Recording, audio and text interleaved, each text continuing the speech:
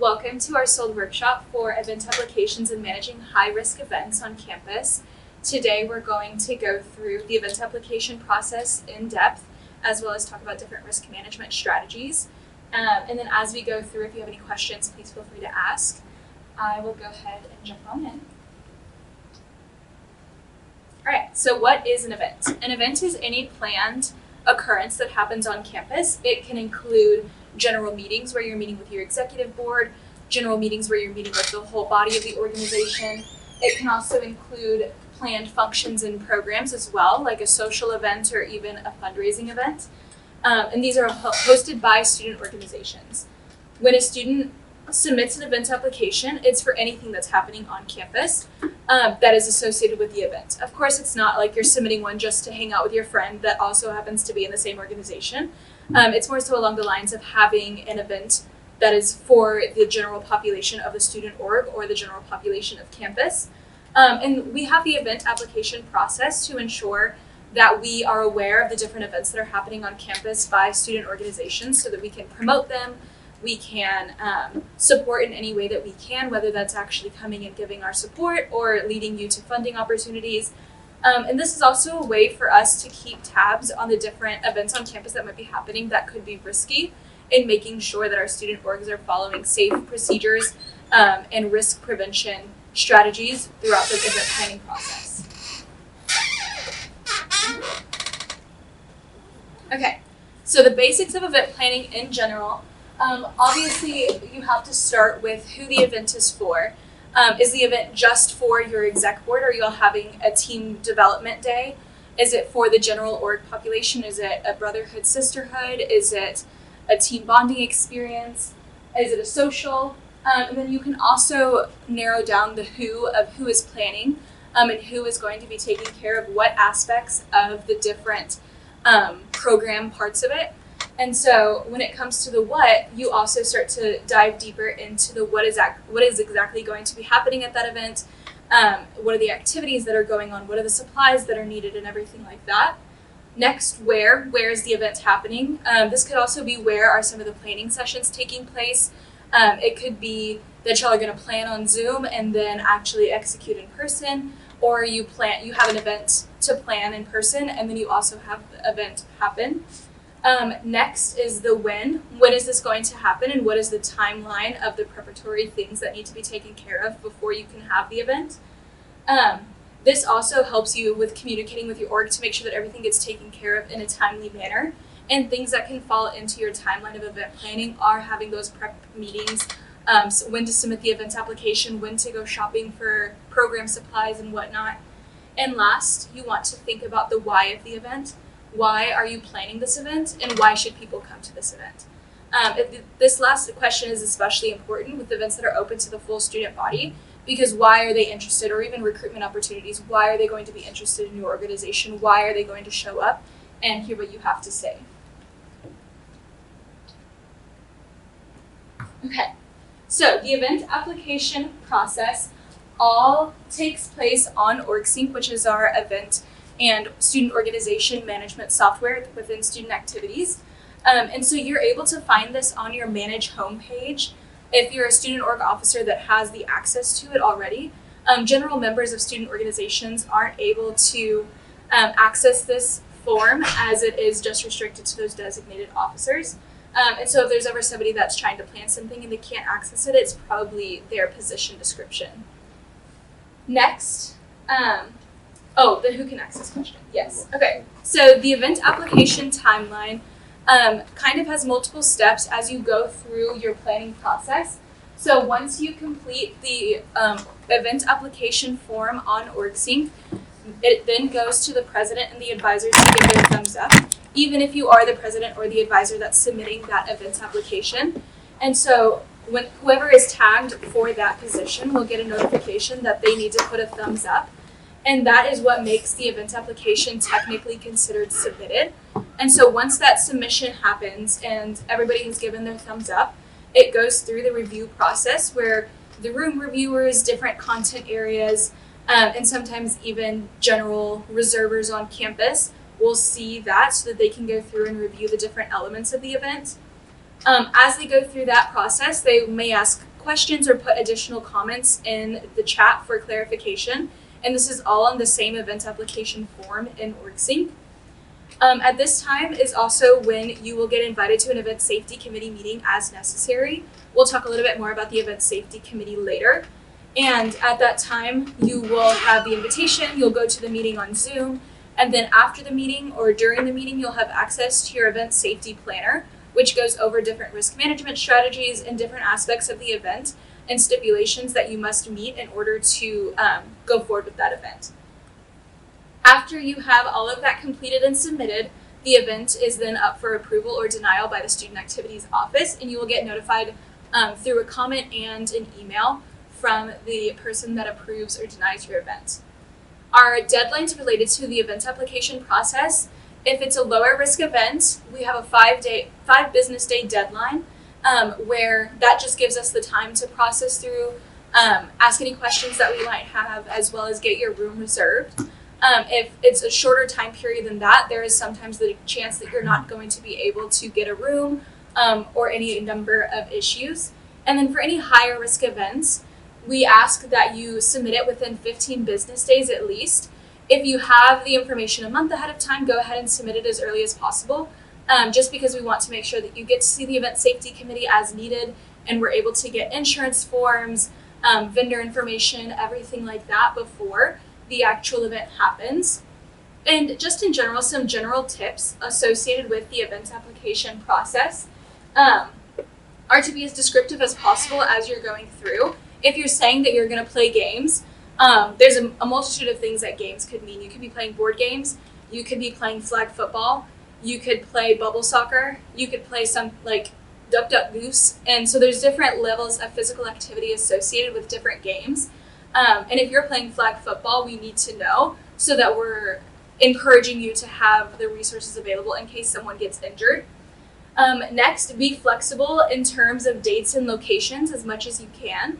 When you say that, for example, the BLB, if you only put the BLB on there and you only want to meet in the BLB, there's a chance that you might not have a space available in the BLB at that time, and you might need to meet in Matthews or in Sage Hall instead. And so be as flexible as you can with that information.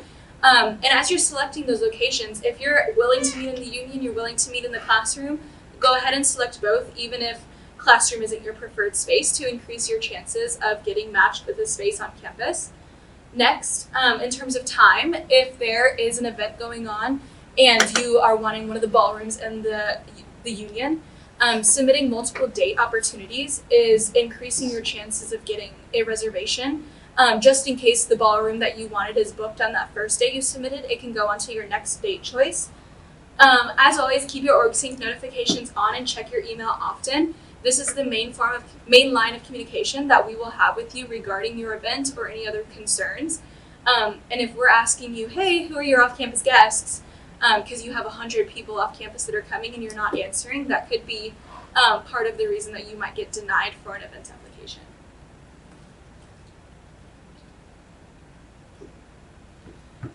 So the Event Safety Committee is a group of people from different aspects or different areas of campus that come together to discuss different event applications that are submitted through our event application process.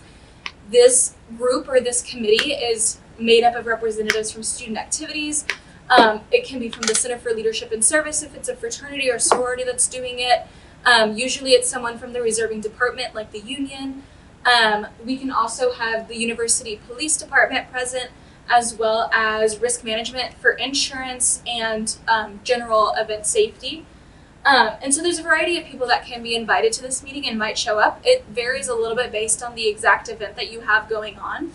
And those event safety committees happen on Zoom on Mondays at 1:30. If you're unable to make that Monday 1:30 p.m. meeting, or whoever is in charge of the event is unable to make it, there is a backup time, which is Thursdays at 11 a.m., also on Zoom. And if both of those times absolutely do not work for you, just let our assistant director know. She's the one that plans those event safety committee meetings, and she will work with you to make sure that we can accommodate in some sort of way or figure out how to have your event safety committee meeting. There are 3 risk levels in general for student organization events. but the only two that apply to the event safety committee are medium and high level. If you have a medium level event, this means that you're most likely going to be contacted by our event safety chair or designee, either by phone or video conference, that's up to you, to discuss certain aspects of the event, because it doesn't necessarily need the whole committee to hear. It might just be a list of 5 questions or so that they have for you. And then if it's a higher risk event, you will meet with the whole committee as they come together. And this is part of getting your event approved in the long run. In general, how to prepare for your ESC meeting, I would recommend starting with looking at the student organization website. There is an events tab where you're able to see the entirety of the event application process, as well as a lot of information about the event safety committee. And both of those web pages detail different aspects of an event that might constitute an increased level of risk. And this page also can highlight the different tips and tricks for planning an event in case you're ever needing that. Next, make sure that you are taking the time to identify some of those risks and develop potential responses on your own time. If you know that you're going to be playing flag football, go ahead and say, okay, if we're playing flag football, there is the chance that someone could get injured. If someone were to get injured, what do I think is the best course of action to take, or what kind of preparation should I have in place?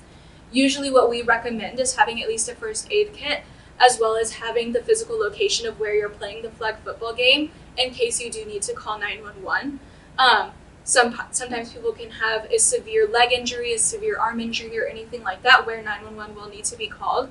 And so at least having the address at the ready and having someone there who is the designated person to call 911 can help. And this also helps you be able to go into the meeting with a bit more preparation and a general idea of what might be discussed there. Next, go ahead and bring and prepare your timelines of the event. This can go into what your setup portion looks like, what the actual event looks like, how you're planning on checking in your volunteers, and what teardown looks like. And if there's different things going on throughout the event, like having the check-in station, and then there's going to be a speech, and then there's going to be the break so that people can go grab their food, so that we can have access to that. You can also ensure that the person that's coming is relatively familiar with the details of the event. This can include any vendors, whether it's a restaurant that you're catering from, or a vendor because you're renting out a blow-up bouncy house. And making sure that that person is prepared with that information and ready to provide it when asked. And then when it comes to insurance, there is a large chunk of text here regarding insurance. And so depending on the event and the size of it and the level of risk associated, there might be the possibility that UNT asks you and or your organization, if there's a national affiliate, to provide a certificate of insurance that names the University of North Texas as an additionally insured person. And if you aren't able to have that, there is the ability to purchase it through the institution. And this also applies to any vendors that you may have, whether it's a caterer, somebody with the bubble soccer or anything like that. They also have to provide insurance from their business, stating that they have a minimum of $1 million in general liability, and list the UNT as an additional insured party. Okay, so what is risk? There are a multitude of things that come to mind when you can think about risk. Some of them are those big, like physical injury or anything like that, but there's also financial risk. If you are having an event that's going to cost a lot of money, or you're taking in donations, there's the chance that that money could get stolen or lost based on like damage of property, or anything like that. There's also physical, like we were talking about earlier, reputational, whether that's your personal reputation, the organization's reputation, the institution's reputation. Legal risk associated with the potential of like being sued or having some sort of lawsuit open against you. Next is situational. You're having an outdoor event and all of a sudden the tornado sirens start going off, or there's a big thunderstorm. Those are two situational weather-related risks that happen relatively often here in North Texas, as I'm sure you know. And next is material. If you're using some heavy machinery or you're doing some sort of activity or craft that has, like you're carving pumpkins, which is down there, and you're doing like the little saw, somebody could accidentally injure themselves. And there are also 3 levels of risk that we discussed earlier: low, medium, and high. And then different elements that increase the risk level of an event are all listed here, and they can include high attendance, the presence of minors that are not affiliated with TAMs, food and drink, physical activity, the handling of cash, hazardous or potentially dangerous materials. And then some of the events down here, or pictures of events down here, are related to some of the different types of risk. So with the bubble soccer, slight story time, like very small, I promise. My freshman year at UNT, back in 2017 when I did my undergrad degree here, there was a bubble soccer event during first flight week. And one of the first year students that was there with me, he was playing bubble soccer. Somehow somebody hit him just right. He went flying and completely tore his ACL and was on crutches and had to get like major reconstructive surgery his first week of school. And his leg never felt the same. He had a lot of pain from that. And so that's why those types of physical events are risky, because people do get injured. It's not 100% of the time, and it's not every single time, but it can happen, and it can really impact someone. With the next one, this is like a barbecue, grill out, cookout type event. The reason that this is potentially risky is that as you're cooking meat, especially, there's a chance that you could not fully cook it and that it's still raw and someone could get some form of food poisoning, or you could accidentally cross-contaminate if somebody has an allergy to some sort of fill in the blank and you are using something and they can have an allergy. This can also cause a fire hazard if somebody accidentally has some sort of like something that they're wearing and they turn and then they accidentally catch themselves on fire, sort of thing. We already kind of talked about the pumpkin carving with the sharp instrument, but there's also the risk that you can do like property damage in terms of like the pumpkin, like I don't know how else to say it, but guts, like the inside of the pumpkin, like can cause a really big mess and cause, like if you were to do it in this room and you got it all on the carpet, it would take a lot of money potentially to clean that up. And then the last one is supposed to be a blood drive. I didn't want to actually include somebody like having blood drawn or needles or anything like that. But when you have a blood drive, there is the possibility that people can pass out after giving blood. There's the possibility that somebody could accidentally get injured because of a needle. There's a number of things that can happen associated with that. And these are kind of the things that you can start to think about as you prepare for an event safety committee meeting. There are 4 types of risk management that come up when you're kind of thinking about having an event or anything like that. So the first one is risk avoidance. This is completely stepping away from the risk and saying, okay, you've identified this as something that's risky, throw it out the window, like we're not going to do that anymore. And that, for example, could look like if you're having an event and you wanted to have a mechanical bull, and the event safety committee is like, hey, like a mechanical bull could be kind of risky in some ways, like somebody could get injured. You could say, okay, yeah, I won't do the mechanical bull, that's fine, I'll just throw that out the window, let the vendor know that we won't be using them anymore, whatever it may be. Next is risk control. This is where you have some form of modification, substitution, or an isolation of the risk factor. Using the same example of the mechanical bull, this could look like adding additional padding on the bull so that if anybody like goes forward really hard and they won't like injure themselves necessarily because there's a pad right there that'll hit their head instead of the hard like outside of it. For a substitution, it could be utilizing a different ride or game instead of the mechanical bull, like having the hammer thing where you like hit the thing and it goes up instead. And then an isolation would just be having the mechanical bull set away from everything so that there's somebody dedicated to watching that bull. There is a more secure or enclosed environment around it to make sure that there is proper attention being given.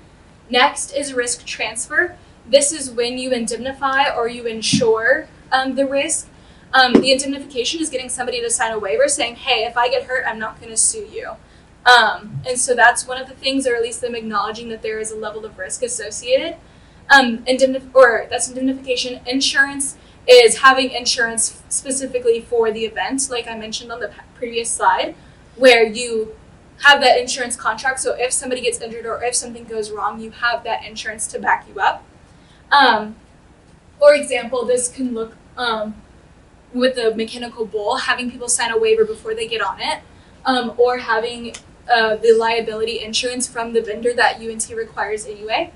And then the last type of risk management is risk retention. And this is where you say, hey, there's a risk associated with this. I don't think that it's worth it to go out and get that insurance. I think that the cost is just something that like we can absorb. And an example of this is you're having a craft night or a painting event with your student organization. And as you're planning, you're like, oh, should we buy like large shirts or like just general shirts that people can put over their clothes so that they don't get paint on themselves or anything like that. Somebody could say, people might get paint on themselves, but at that point it's just easier to like buy somebody a replacement shirt than to go out and buy 50 shirts when you could end up just buying one or two at the end.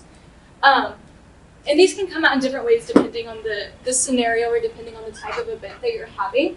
But in general, some generalized risk management tips include sharing the accountability and responsibility. If you're the person that's planning the event, don't assume all of the liability and risk just yourself. Have your president be there to help. Have your committee there to help. Have other people that are there and prepared to help when the need arises. Because if the time comes and there's somebody over here who spilled something and there's a big spill on the floor, there's somebody over here that accidentally cut themselves and needs some first aid, there's somebody over here who, like, fill in the blank, the list can go on and on. You need to have people that are there to help you. And this is also there, like, you know that when you're learning CPR, they say, okay, you need to tell somebody to call 911. You tell somebody to like clear the area and everything like that. Having those people that you know that you can trust and rely on helps alleviate the stress that comes along with risk management, especially with some high-risk events. Next is identifying those potential risks and response strategies ahead of time. For example, providing the first aid kit or having a hand washing station nearby so that people can wash their hands and not get paint everywhere or anything like that. Next is planning ahead of time and making the plan readily available. If you are going to have your whole group of volunteers that are assisting with this event, having them know ahead of time what the game plan is so that they're able to assist and problem solve along the way. Next is prioritize safety and risk management. This can look like communicating with those around you that, hey, I want this event to be safe. My goal is to like have people walk away from this event not having any injuries, etc. And so having that communicated makes that a clear expectation with your group.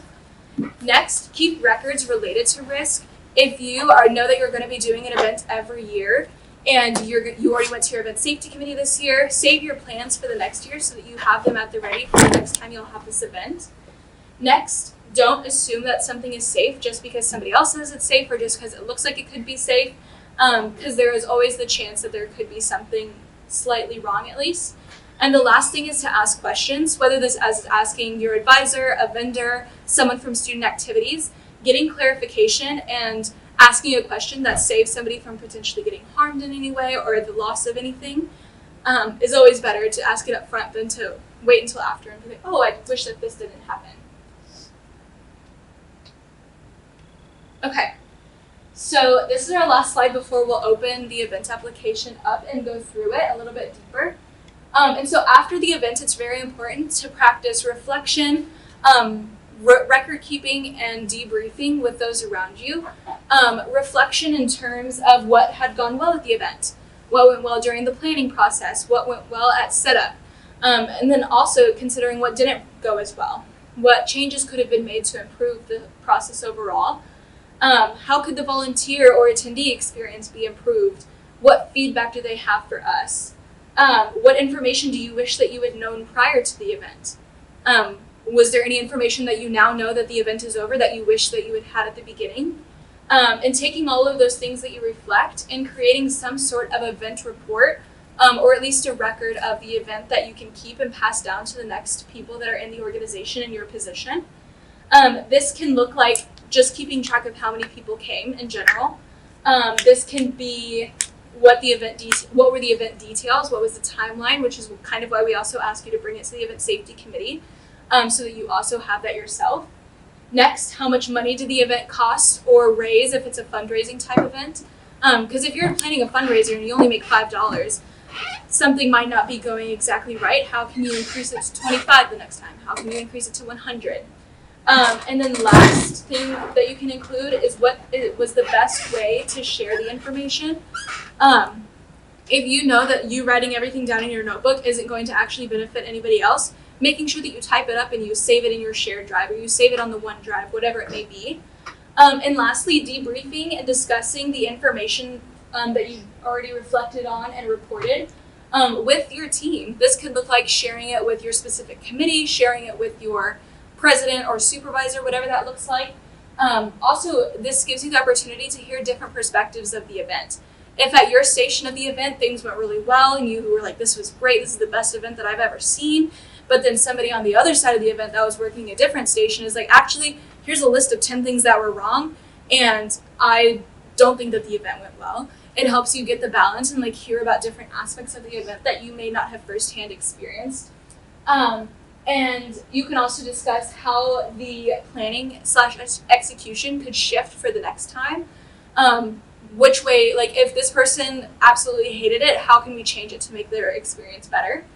And the next question is what next? If this is the first in a series of events, how can you continue to improve your general body meetings the next time you have it?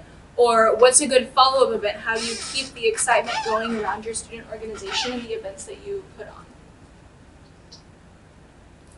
Okay, so now we'll jump over into the events application on OrgSync.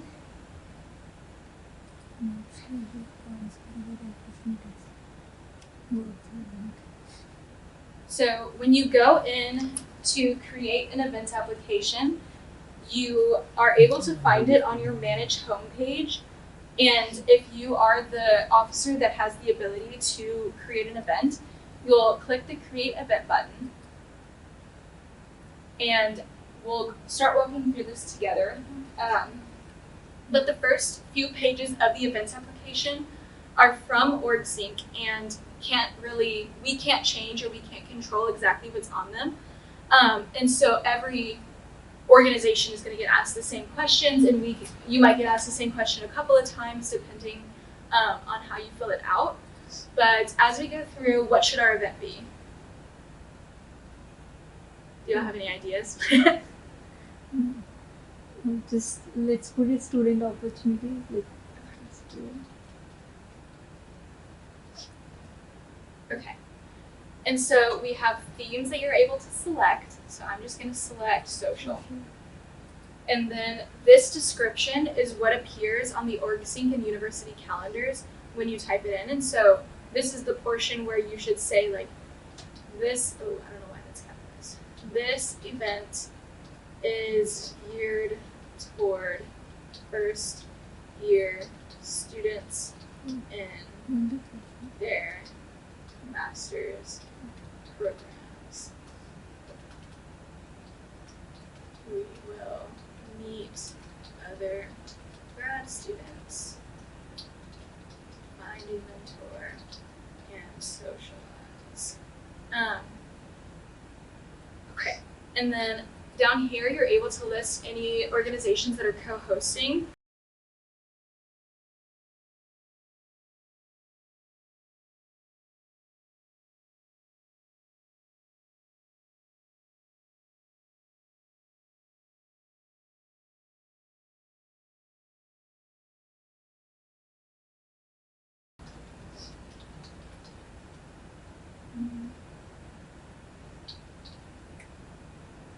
You're able to select an organization and it'll automatically tag them.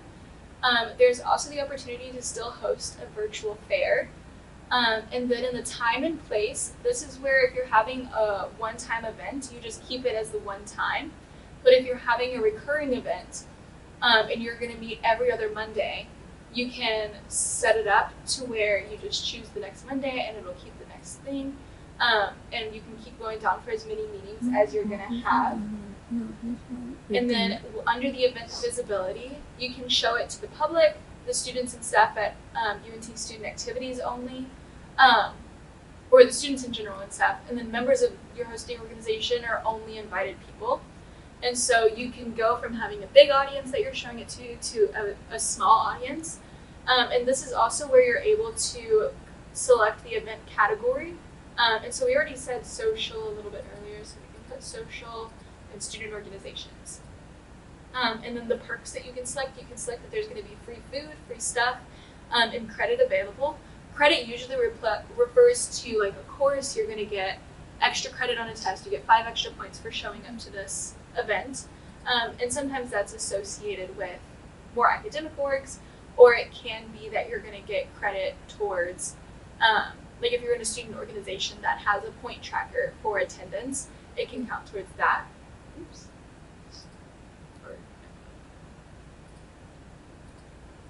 Will be in the union. Okay.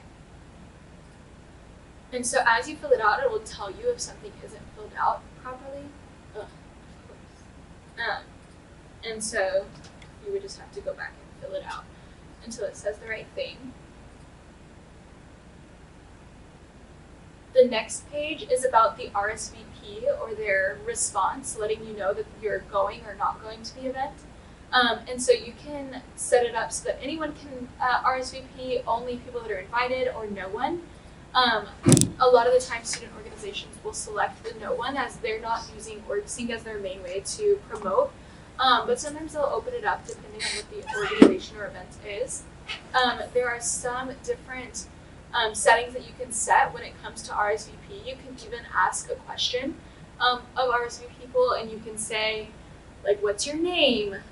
Do you have any dietary restrictions or anything like that, so that you can get to know your attendees more. And then the next page goes into post-event feedback. This is optional also. You are able to send a follow-up email to people that said that they were going to your event. And it can ask them how they liked the event, what they would have liked to improve, or anything like that. It can also just ask for, it can also just say, like, thank you for coming, please provide us with your contact information so that we can follow up with you. And this part is optional. You are next able to upload an image. There is a quick guide over here for the dimensions, the file type, the size, and then just general information about your image. But this photo is what pops up on the OrgSync and the UNT calendars.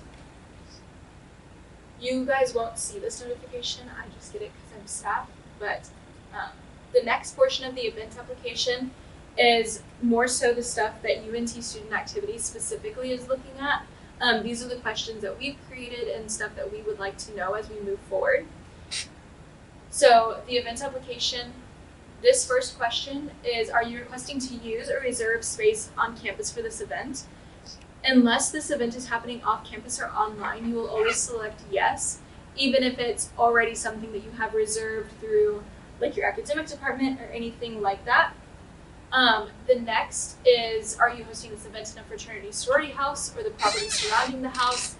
And you can answer that one. The next is this a tabling only activity? If it is only tabling, you're able to just go through the solicitation permit application through the union. But if there's an additional portion of the event, like you're gonna do a pie somebody in the face, like pie a professor in the face to raise money for the music department, you would, because there's something additional on top of the tabling, you would submit an events application. And then there's a couple of verification questions to make sure that your roster has the correct president and advisor on there, so that it automatically tags them for their review. And then you acknowledge that another entity off campus or another organization isn't hosting it through your organization.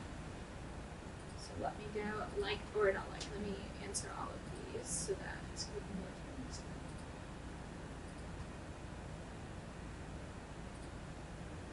this. The next page asks if you've watched the video regarding event management for this academic year. You just have to select that you have. And that is available through the orientation module on campus for student org officers. This is a Greek organization. And then you start to input your information as the event contact. That's just our office number, and then you would have to submit a recognizable email address. And then president, I can be president, and then the same thing where you're putting in their information.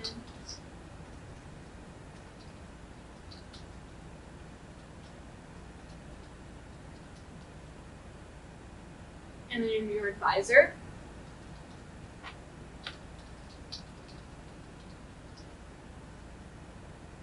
And this is just so that we know as our office who to contact regarding different parts of the application, and who to talk to if we have any questions. Because if you are not answering as the event planner, we might reach out to the president separately and say, hey, we haven't been able to hear back from the event planner in a long time. Can you please follow up with them to make sure that this is still happening? The next page covers the event basics. What type of meeting are you hosting? And you can select, I don't think you can select as many as you want. There is a limit, but you can select multiple. Is a student organization co-sponsoring? And then you would put them here. And so I think earlier we said the Theater Honor Society.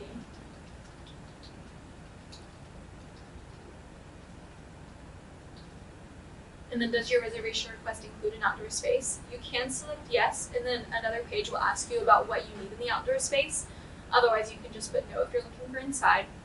And then what type of reservation event are you requesting? We put 2 dates, so we'll just say that it's a series reservation so that we can see what that looks like. This page is what I was talking about earlier in terms of being flexible with different locations on campus. And so if you are willing to meet in a classroom space, if you're willing to meet at the CFSL, you're willing to meet in Discovery Park non-classroom spaces, housing indoor space, union meeting space, and usually everything that you're looking for on campus is going to be included here. There is the opportunity to put other outdoor or other indoor space, but usually what you're putting here is already included in one of these. And if you put it here without checking the correct space up here, it won't tag the reserver and will have to get denied so that the right person can get tagged. The next page is a little bit more about the classrooms if you selected classrooms, and so it lists all of our classes that we have access to reserve. Sometimes there might be a classroom that you're wanting to reserve in that is not on this list. And if you just let us know, like, hey, we usually meet in 111, can we please meet there? We can see if there is availability and get in contact with the reserving system for you. There is also a limit on the length of a meeting, but since it's late enough in the semester, you're able to get that extension. Oops, I didn't select. We want to meet in the BOB. That's where we're at. And then if you said that you wanted to meet in the CFSL, you have the opportunity to select what you want your classroom to look like. You're also able to create a hybrid event where you're able to Zoom people in or record the event for people to watch afterwards. Oops. And then your next page will go over other spaces that you may have selected. And so you're able to select different specifications for each space that you went through. And sometimes it'll ask you about audio-visual needs or anything like that. And so if you know ahead of time that you're going to need a projector, let them know so that they can have a projector in there for you if it's not already included with the room. And then this space preference page is where even if you selected 10 different spaces on a previous page, you're able to narrow it down and say you want BOB 180, or I want the Eagle Student Service Center 125, or I want Matthews 311, or Sage 116. Because you want to have a big event and you have people that are coming. And so you can put the space preferences in.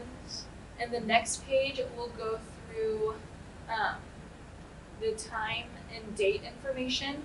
And so since we're meeting only twice, but it's the same event twice, and they're both happening on Mondays, the first event date is today,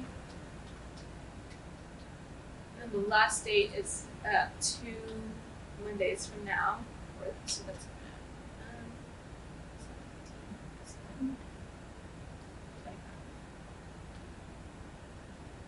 And then you put the time in here, so we want to set up at 5 p.m. We want to start at 5:30 p.m. and then we'll meet until 6:30 p.m. and we don't need anything afterwards, so then we just put time. If there's any additional clarification that you need to give on any of the information related to the date or the time, you can add it here. And this could look like we don't want to meet the week that of our midterms that are happening in our specific program, so we don't want to meet the week of October 23rd or something like that. And then our next page of the event application goes into the event details or activity details related to what's going to happen at the event. And some of these event activities are what we touched on earlier as risk material or risk elements based on the different parts of the activity. And so you can see under physical activity, there's dancing, running, exercise, etc. Solicitation, selling items, handling cash, getting donations. And then the last one is handling potentially hazardous materials. This could be anything that somebody could potentially have an allergic reaction to, or something that could cause a stain to a piece of furniture or other piece of cloth. And this could also be something like a fog machine, where if somebody has asthma or other respiratory illness, it could impact their ability to breathe. And then we ask that you expand a little bit more on what the activity solicitation aspect or material might be. Next, we ask about any equipment that you might be renting, so that can include inflatables, a duct tape, different machinery. And then we'll ask about animals being present at the event, and this is non-service animals. Because service animals are allowed to be at events, but if you're having a petting zoo on campus, we want to know about that. You can also then select information about food, and then it'll break down in a different slide or a different page what food or drink you might be doing. And then it asks you to expand a little bit more, and this is where you could say, we're going to start the event with an icebreaker activity where we toss around a beach ball. And whatever question your finger lands on, you have to answer that question. And then once we're done playing that game, everyone can go grab their welcome packet and play a game of people bingo, where they have to find somebody that's done something. And then you can break it down like that so that we know what's happening there. And then the next page is about the people that are attending and how you're going to get them to attend. And so it talks about marketing, it talks about where you're going to be marketing, how you're going to be marketing, if you're going to be selling tickets, and then if you're inviting more than your student org, how many students in general are going to be coming. And so depending on the number, this could be something that increases the risk, because if you have an event and 500 people are going to come, that's a very large amount of people that could be in one space. And so it asks for student attendees, employee attendees, non-campus attendees, and then it asks for your total. And so the last part of it is where it asks you about the number, and so if the number adds up to over 100 or is greater than 10 non-UNT or off-campus guests, you would select yes, but since ours doesn't have that, we'll put no. And then are you expecting or inviting minors 17 and under? And this doesn't include TAM students because they are a UNT student and they're part of the UNT community. But this could look like you're inviting students from a local elementary school to come, and their parents may or may not be there because there might be unaccompanied minors. There is some youth protection and child safety training that needs to be done usually. And there you can put the details about who is coming. If this looks like some people are going to bring their little siblings or their kids with them, but their parent is going to be there, you can explain that here. And then, are you inviting a guest speaker who is not a current UNT student or employee? So if you're inviting the mayor of Denton to come and speak, this is where you would put their information. Or if you're inviting Beyonce, you would say, I'm inviting Beyonce. She is a singer and she's on tour right now, so that we know a little bit more about who is coming. And if you're bringing somebody in who works in a local business or anything like that, you can put their information there. The last few pages are less about the content that you're putting in, like you're not having to type anything really. This is just some of the administrative stuff. And so you're able to select what your student organization starts with for reservation purposes. And then there are different statements that you must agree to. The first statement refers to the details being complete and accurate. The next refers to event application changes. So if a change comes up, we don't want you to submit a completely new event application, as that just confuses our system and it puts an additional file under the same name. And so if you're needing to put in an update or you want to change something, at least adding a comment, and if a whole change submission needs to happen, you can edit the event application itself and it'll just resubmit through our process. The next one refers to letting us know as changes occur. It doesn't necessarily mean you have to go in and change the event application, but if instead of playing the game with the beach ball where you're throwing it around, you're gonna do like a game where you have to run around the room a little bit, let us know. Or this could also be that you're adding a DJ or adding food or something like that to the event. Next, it covers that as a student organization, you must abide by different guidelines established by our office as well as various UNT procedures and policies.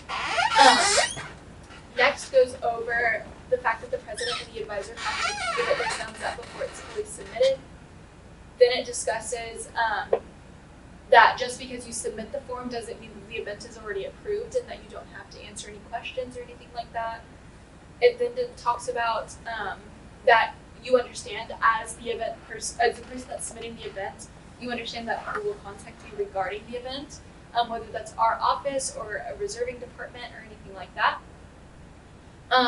You acknowledge that if the event is sent to the event safety committee, that you have to meet with them, that you will follow their stipulations, and that if you don't meet with them or you don't follow their stipulations, the event will be denied or postponed.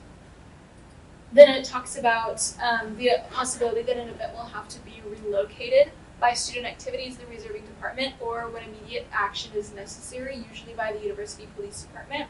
But this could look like a professor now needs that space that you're in because their class is larger than it was previously, or they need a specific technology. You might have to get a different reservation. And the last one acknowledges that as the representative of a student org, you're responsible for following and enforcing facility rules, including fire code and capacity for the reserved space. And this is also something that's discussed by the event safety committee.